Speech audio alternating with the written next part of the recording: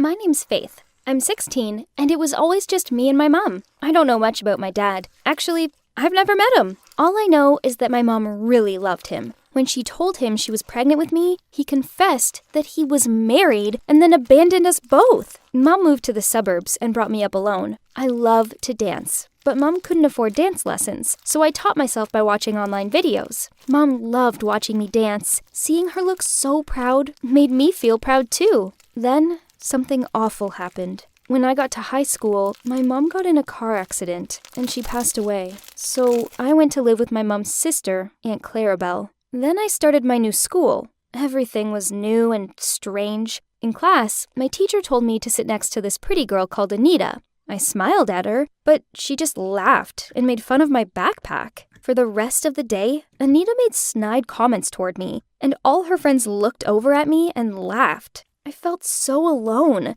It was horrible. That evening, I tried to release my frustration through dance. My aunt walked in and saw me spinning in the living room. She seemed pretty impressed and told me she'd sign me up for the dancing center in town. I was so excited, as this meant I'd finally get professional lessons. In my first session, I walked in to see Anita there. It turns out she's also a dancer. On seeing me, she said, "Oh no, not another loser." All the other girls laughed, but I tried my best to ignore her, as I was here to learn. I noticed how all the other girls at school gathered around Anita and stuck to her every word. I wasn't sure why this was. Were they afraid of her? If any girls dared to question her, she'd say mean things about them. I once saw her chuck one girl's phone in the bush because she hesitated when Anita asked her something. My school life got better, as I made friends with this girl called Rian. One weekend, one of Rian's friends was having a party, so she invited me along too. Anita was also at the party, and it wasn't long before she announced a battle dance game.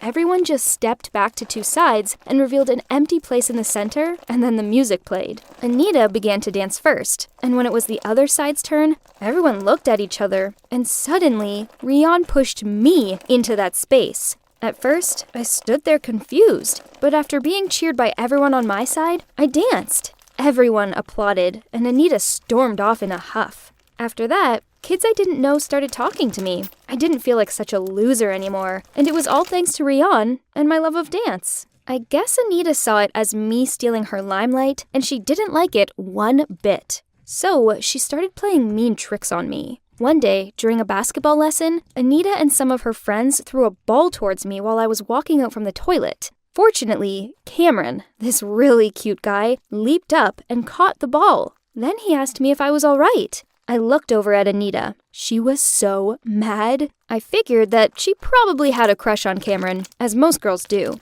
When school finished, I went to the parking lot and found both my bike tires punctured. I started to panic, as I didn't know what to do. Then Anita and her friends walked past. She had the biggest grin on her face. That's when Cameron came to the rescue. He took me home on his motorbike, and even offered to pick me up the next day. After this, Cameron and I started hanging out a lot. The problem was, the more time I spent with him, the worse Anita became. She stuck gum on my chair, which ruined my skirt, and meant I had to walk around with my sweater tied around my waist all day, even though it was cold. She hid my backpack so I had no books or anything in class. She laughed and pointed at me every time I passed her. I remained calm and didn't show any anger towards her. I didn't care about Anita. She was just a mean and jealous girl. Cameron and I started dating, and then we became an official item. For the first time in a long time, I was actually happy. Then, the most anticipated event of the year finally came. A talent show was taking place for kids in the area, and my school held auditions to find the best acts to represent them. With encouragement from Cameron and Rian, I found the confidence to sign up. And of course, Anita signed up too. I had practiced hard for the auditions, but then an unwanted incident happened. Do you know what? Someone had stolen my dancing shoes right before my turn to perform.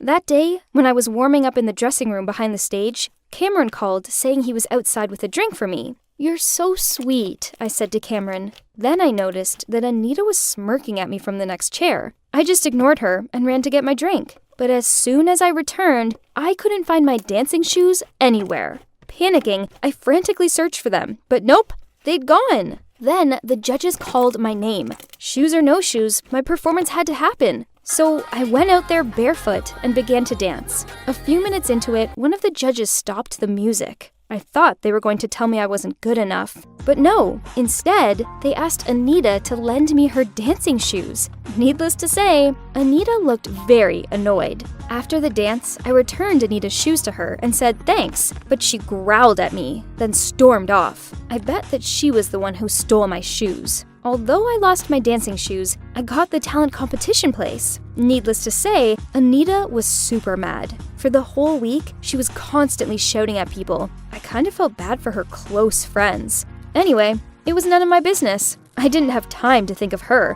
I needed to prepare for my performance. For the next few weeks, I practiced whenever I could. Cameron was so supportive and helped me the best he could. Finally, the contest day arrived, so we took the bus there. Anita and her friends sat on the same row as us. She tried to flirt with Cameron even though he didn't care about her at all. And when the bus went around the corner, she even pretended to fall onto Cameron's lap, then touched his chest. Talk about shamelessness. When we arrived there, it was so busy with heaps of kids from other schools. I began to tremble and tried my best to control my breathing. There were a total of 15 performances selected for the final round, and all other contestants were very talented. After the welcome and introduction ceremony, the performances began. Nervously, I was the final contestant. Walking onto the stage, I greeted the audience and started. The performance was going well, really well. Then suddenly, darkness. Everyone was noisy, and I stood there still and bewildered. People said that someone must have done something with the power lines and caused a power cut. I was very confused and didn't know what to do. Then suddenly, about 3 minutes later, the headlights from 2 cars shone on either side of the stage, illuminating me. Then I saw Cameron, Rian, and some of their friends were in the cars. Suddenly, Cameron ran to the stage and carried a mini pull speaker, and the music played again. The whole audience was silent and held their breath. The music was quieter, but since everyone was now silently watching me, I continued my dance. I completed my performance to applause and cheers, and that's when the lights came back. Everything was just awesome. I was really touched at that moment. I guess I impressed the judges, as guess what? I won first place! Right after the awarding ceremony, I went down and hugged Cameron and Rian. I had the best boyfriend and friends in the world, and I was so grateful. After that, I entered the dressing room and found Anita crying. I asked her if she was okay, but this only made her cry even more. She sobbed out and pushed me. Why is it always you? Why are you so lucky? Why do people all like you, not me? I replied, Anita, sorry, I did nothing to you. I just let everything go as it is. Tell me what happened to you. Then she looked at me in tears and said, it's me. I cut the power. I wanted to ruin your performance, but I only made it even more amazing. I asked her, why would you do that? And she replied, because ever since you showed up, I felt like a nobody. You're a better dancer than me, and Cameron likes you, not me. I know many people would have been mad at her, but I just felt sorry for her. So I sat down next to her and gave her a hug and said, you're an amazing dancer. I wish I could do the twist and punch like you can. Yeah, I am pretty good at that, aren't I? After a while, she managed to smile. I really am sorry for everything. Now, Anita and I are friends. We often practice dance routines together, and at the end of the term shows, we even perform together. Guys, adversity is the mother of wisdom. We should never be pessimistic when facing difficult situations. Let's try our best to overcome it. The results will not disappoint you.